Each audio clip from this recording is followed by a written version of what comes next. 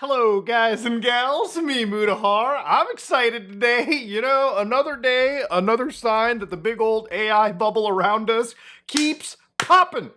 Now, ladies and gentlemen, I don't take joy in this. I don't take like big hyperbole. I'm one of those people where I'll tell you right now, technology ain't going away. But, obviously we've all had a lot to talk about with AI. I've talked a lot about it. And I'm one of the real people on here. I'm going to be realistic and say that even if this bubble pops, okay, you're still always going to have this technology. For instance, right now, if you're somebody that's interested in running your own shit, you can go to huggingface.com and download over 2.5 million models. All of these can be downloaded. Some of these can be run on your system, and I've even shown you how to run something that is a 9 billion parameter model that's pretty capable on your own local gaming computer. Now, obviously, the more enthusiast you get, the better hardware you have, the more you can run some of these big old meaty bastards. Now, why am I making this video again, ladies and gentlemen? Why am I talking deeper into this? Well, it seems like the cracks, they be showing. So, for instance, the fellas over at Microslop, some of their AI members have been saying something pretty wild. Things like 18 months until law school graduates, MBAs, are basically out of luck because AI is going to get so good that you're going to get human level performance on most, if not all, professional tasks. Effectively, they're basically saying that if you have a job that involves you sitting down at a computer, you're fucked in the next 18 months. Now, I actually disagree with my friends over at Microslop, not because I'm not because I'm one of their, like, haters, if you will. I really don't hate them. The reality of it is think about a field that they mentioned called accounting. Now, you pay taxes every year, okay? We all have to pay taxes each year. The mafia we call the big bad government, they're gonna come down and they're gonna pimp slap you if you don't. So, ultimately speaking, look, whatever your views are on taxes, at the end of the day, you got to do them. And one thing we all know is they're very complicated. I pay a very, very good chunk of money to an accounting firm to do taxes for me and any business that I am in, simply because taxes are complicated, they're confusing, and I wouldn't even know where to begin. Now, the reason I go and pay such a large amount to a tax firm is that ultimately they're going to do my taxes and they're going to provide me about 100 pages of information for how that stuff breaks down. Now, I don't understand much of it, but ultimately, in the end, it basically means that if the government, whether it be from America, Canada, or whatever interest, that I have, wherever the tax agency is, they're gonna fucking be like, hey, can you explain, line 542 on page 3, what's going on? Now look, I'm a fat Indian guy that talks about computer code on the internet. I know my code, I don't know my tax code. Outside what the average normie does. So the human beings that did my job, they're gonna be on the hook, they're gonna be answering for it, and the whole thing gets cleared out. Now I'm sure if I asked ChatGPT to do my accounting for me, it might do a pretty reasonable job. Hell, it might look pretty clean. I wouldn't know what I'm looking for. But, if I ever got that call and I told him, sure, let me ask ChatGPT, I'm sure the fucking dude on the other side of that call isn't going to be too fond of it. Same with legal work. Same with pretty much anything. I think for a lot of things, the only good aspect of artificial intelligence that I think is actually worth a damn is probably the coding side of it too.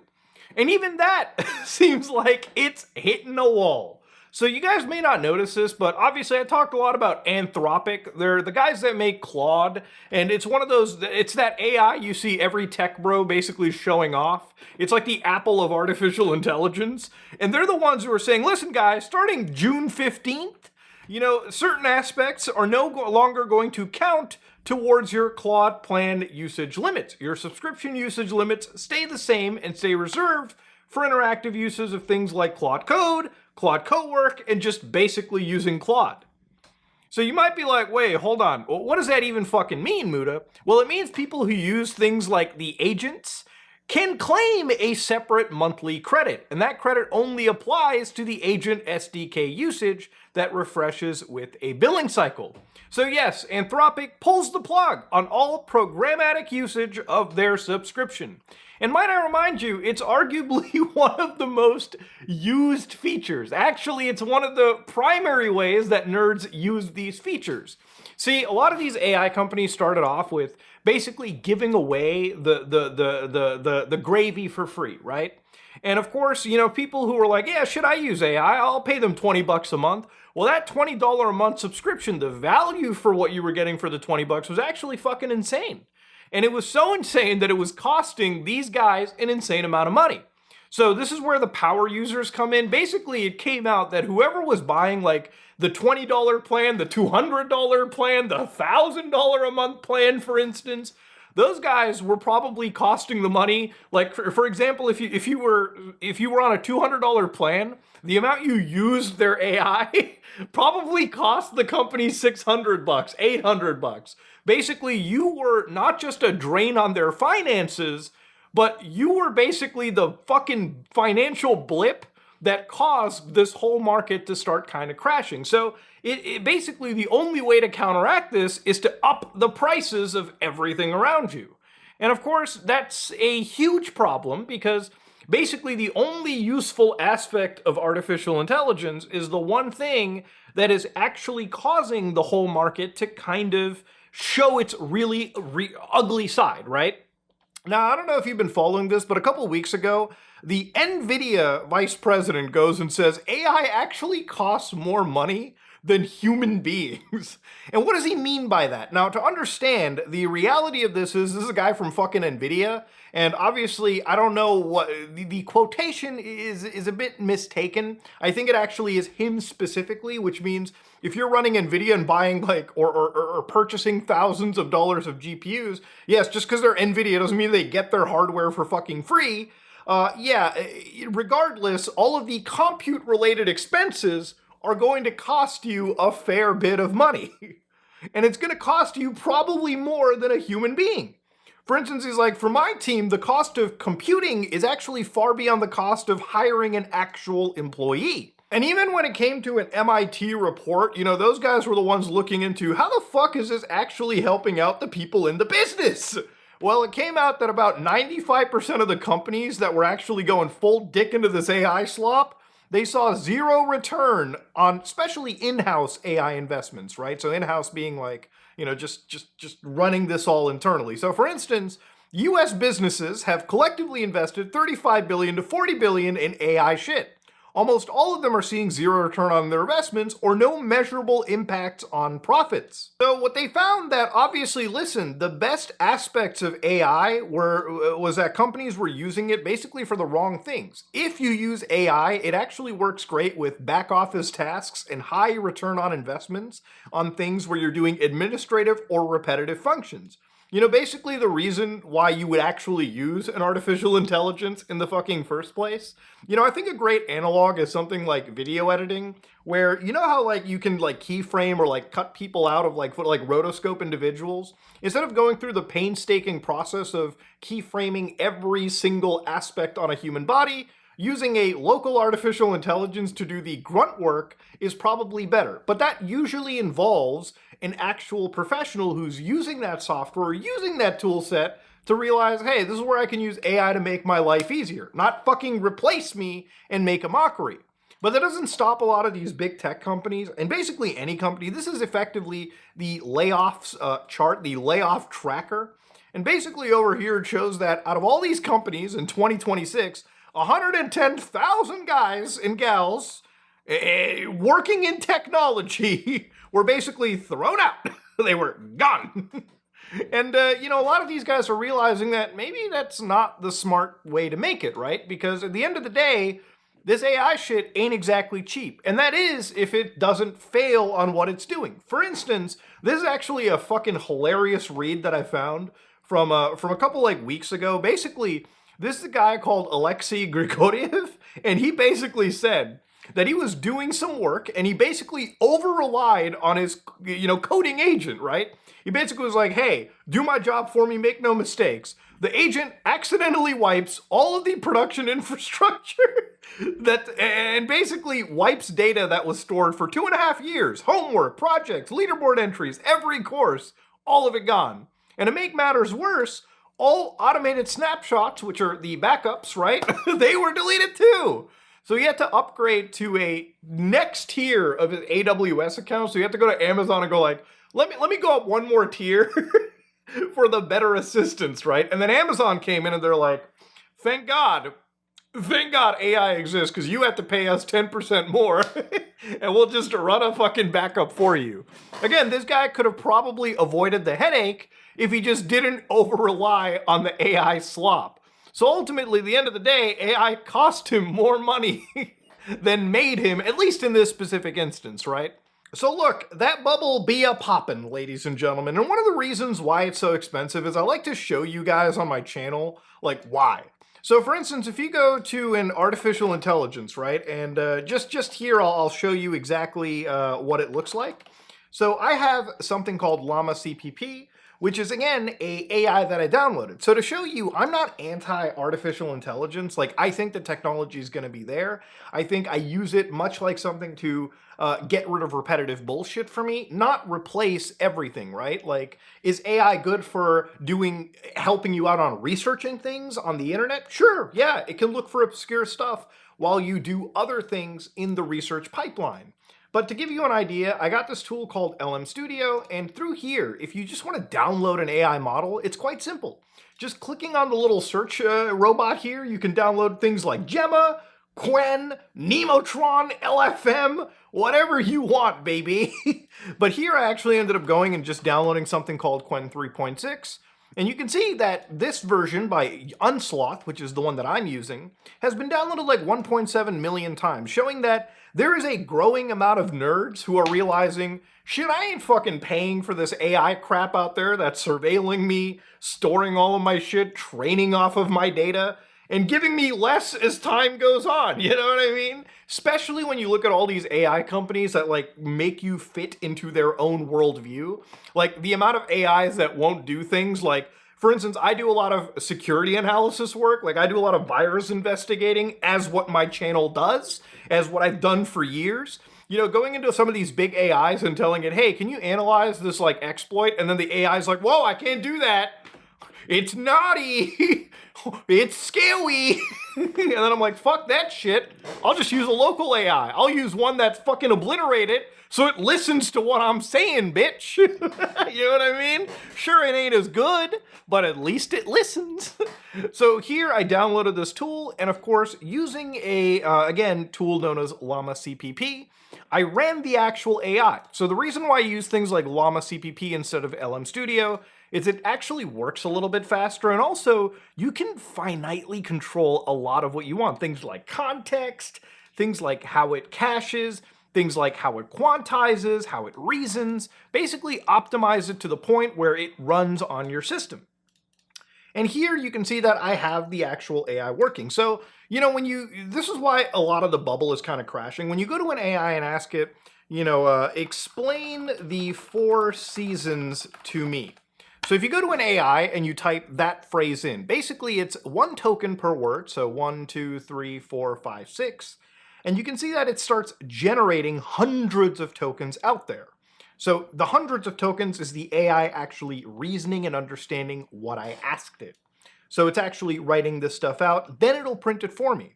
And of course, in probably less than a minute, it should give me the actual answer to the prompt that I asked it. So here it says, the 4 seasons, spring, summer, autumn, fall, winter. So here it printed out an entire response to me. Now, in order to process this, it took the AI, what, like a couple seconds? If you actually do agentic stuff, which is what the big AI companies are starting to, you know, kick out of their billing, you know, they're starting to say, hey, you have to pay us actual dollars to do it the way that you want, the actual preferred way. This is what like an agentic prompt looks like. So instead of the 6 words that I wrote, you can see that this is over 1,000 lines. It's a pretty beefy prompt that when you feed it into an actual AI, takes it probably like a minute to actually process, especially locally, you know, even on a huge data center out in the world. So for instance, I want to show you kind of how people use these agentic AIs and, you know, what the actual benefit of them is. So for instance, let's say that you're like coding for a living, right? So these are a set of questions and answers. And I'm going to show you like the vibe coding shit really quickly, the actual useful part that's being priced out because the bubble is, you know, basically, in my opinion, kind of fucking popping. The rug is being pulled. Now, the way that AI is kind of used to make productivity faster, or in theory, how it should be used is, let's say that your boss came and asked you to write a program, right? Your boss is like, write me a program that calculates the first sum of the 10 natural numbers, right? Now, you're somebody that, if you know your C++, I know my C++, you could write this program in, fucking what, like a few minutes? But let's say that you're like, oh shit, let me get the AI to do it for me. So in this case, I'm going to fire up an AI agent. I'm going to show you exactly, how people use these artificial intelligences in a actual productive manner, right? The productive manner that these companies are trying to rug pull you out of, because it's expensive. And I'll show you how it's expensive. So it's a bit hard to read because I have a really dog shit profile. I usually use this in dark mode anyways, but I'm going to make this a little easier for you guys. So here's what it looks like. And then, of course, I'm going to fire up a program called OpenCode. So OpenCode is the exact agent, or one of the agents that people use to write code autonomously. So because it's directed to this directory, I'm going to ask it, hey, listen, write me a program in C++ to find the sum of the first 10 natural numbers. So I'm going to go here and say, write me a program in C++ that calculates, and let me just copy that, to find the sum of the first 10 natural numbers. And then I'm also, just for readability's sake, I'm like, use sorry, hold on. Keep write with using namespace std in mind, just to make it more easily readable. And yeah, I guess we'll just hit enter over here and see how things go. So now you gave the AI a prompt and it fed that big meaty bastard into the actual prompt machine. So it's actually processing it through, it's doing it, the actual GPU is fucking lighting up right now. You can see that, again, just to do this simple job, the actual AI, if you look carefully at it, it's using 98% of my fucking GPU. It's maxing out everything. It's gonna heat up my room after a bit. So of course, as you see that it's writing this code, and generally by now you probably would have written like basically the fucking program, but you can see that obviously the local artificial intelligence that I have is doing this, and ultimately you could probably use a lighter model, which is one of the big reasons why AI companies are fucking up a lot, because everyone just uses the most heavy set shit and drives their costs up to no end. But you can see right over here that, boom, it actually wrote the program. So again, this is basically 12 lines of code, and you can see that it includes that user using namespace std, which allows you to kind of read things a little bit easier. So in the main function, it initializes a sum integer with a 0 value, and then it creates a basic for loop. If you've done anything, you've probably seen this for loop where, again, for I being less than 10, which is initialized over here, it keeps adding it until the 1 turns into 10. And of course, the sum constantly gets added with the value of 1, right? So 1 plus 2 plus 3 plus 4 plus 5, and then all the way up to 10. And then it couts in the console the sum of the first 10 natural numbers is basically this printed text, then the sum, which is calculated here, and then a line that is ended. So you could have done this yourself. It's literally just 11 lines. And partially the reason I showed you this as an example is that if you're a fucking vibe coder, right? Like, imagine, extrapolate this to like some big serious function, right? You have to be able to read the code and understand how the fuck you reached here, because a lot of people who are now coding, I guess, are just telling the AI to do something. They're not even reading this shit, and they're not even understanding it. There's sometimes the AI will write actual garbage, and you can probably fix it up yourself and make it better. It saves you time, but it only is good if you know what you're looking at. So you can see right over here, it actually has the program. So if I do, so if I actually run it for you right here, it'll tell you the sum of the first 10 natural numbers are 55, which, if you were to go back to your boss, that's how it should look, except it didn't actually print the numbers. So actually, let me ask the AI, hey, above the sum, can you also print the 10 numbers that were calculated, that you calculated as well? So again, instead of actually like doing it yourself, a lot of people will just ask the AI to do it, and the AI will actually change that. So here it is. see out the first 10 natural numbers. So as, it's running the loop, it'll constantly output that loop as well. So it see out, the actual number into a value and then put in a space between it. So you can see now, look at that. It actually does the calculation for you. What a novel fucking concept. And again, if you know what you're doing, then yeah, this shit makes sense. I think for a lot of people, like, they run into like crazy bills or they fucking make shit super expensive because, they're getting rid of people that are able to understand the stuff and use it properly. And they're just, a lot of these big like middle managers and like these big company like executives think like, hey, if we can just replace every programmer with this fucking like prompt guy that can just write prompts but not read the code, that's probably going to be better for us. But that's not what the future of this shit is, okay? The future of this is you use it like a fancy autocomplete, like a fancy scaffolder, and you still are able to understand this. This is why I think it's going to get really scary in the next couple years when a lot of programs have like actual security flaws simply because the AI built these programs and it's going to be very easy to exploit with other shit. Now, of course, obviously, you can't really get rid of the humans too. For a lot of this AI stuff, there is genuinely a benefit. Like, for instance, this one group of guys that were writing like a fucking exploit for Mac OS. So remember, Apple spends like a shit ton of money securing their systems. These guys ended up finding an exploit through their own actual, like, human intervention. And because they were like, hey, listen, we know what we're doing. Let's get Mythos, this Claude spooky AI, which is genuinely really good, and say, hey, listen, here's an exploit we think we found, go through the repetitive bullshit, which it did, and it ended up actually discovering stuff that would have taken these guys, let's say, fucking a month in something, like fucking 10, 20, 30 days. But that's not like all the cases, right? That's not like every single case in this situation. Remember, right? Like, for all this AI stuff, that there are genuine good use cases. That's why when I make these videos, it's not like doom and gloom, like, let's just shit down the throats of artificial intelligence. No, I'm here to show you the reality of it, right? And the reality of it is that the technology is cool, and there's genuinely good cases for it. But for every single, but the more it gets used in the manner that it is by the actual people out there, like for instance, this is a great example right here too. I use something known as Hermes. So in this little AI tool, I actually, like last night, my computer fucking broke because of an update, and I could have fixed it myself in like 20, 30 minutes, but instead I actually booted into a recovery system, and I basically connected my like AI that I run at home, and I told it, hey, listen, my computer isn't booting. Please root into it from this environment and fix the install. Use the internet endpoint that I have to research the best way to do this.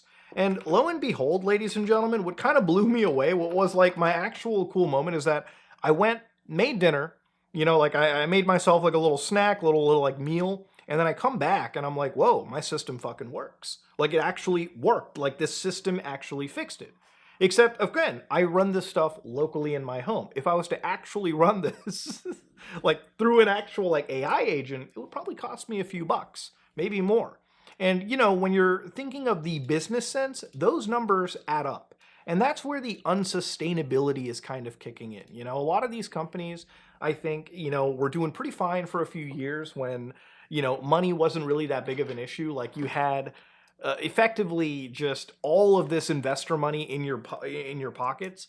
But obviously, look, down the road, you need to show a return on investment. And these guys aren't making a shit ton of money, all right? They're actually spending more money the more the stuff gets used, especially by the power users out there.